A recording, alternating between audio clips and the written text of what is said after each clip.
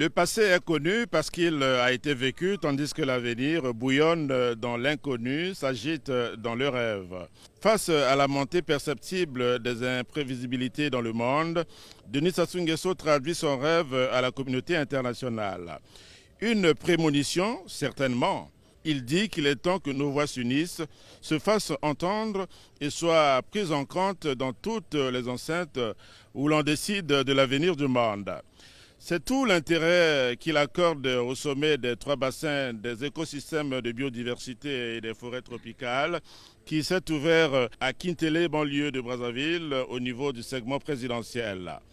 Denis Sassou Nguesso, initiateur du sommet, salue les chefs d'État et de délégation qui ont effectué le déplacement de Brazzaville avec la conviction affichée que les pays des trois bassins vont à l'évidence joindre leurs efforts pour peser davantage dans les grandes négociations internationales relatives au changement climatique.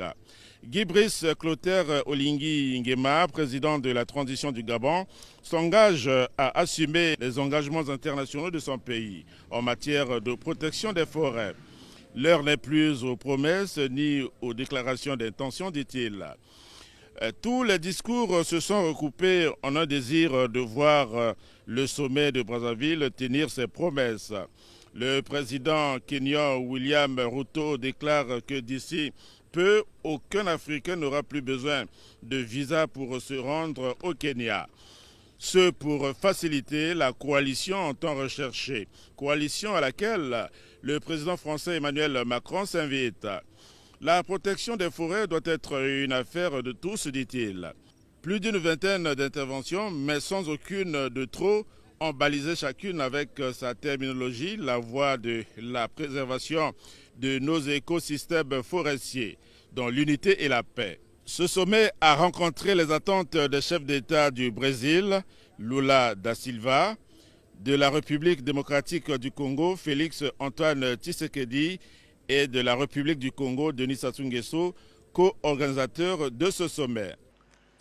Le défi climatique figure aujourd'hui parmi les menaces les plus inquiétantes pour la planète Terre.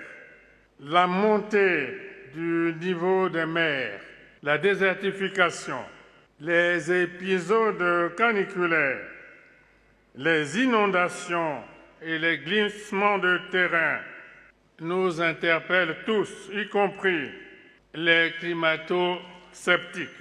Ces phénomènes qui affectent de plus en plus les communautés humaines, la faune et la flore, en particulier dans les pays en développement, appellent à une mobilisation mondiale. Du présent sommet, il est attendu des actes forts et pertinents qui pourront être portés d'une seule et même voix à la COP 28. L'optimisme est permis, attendons de voir.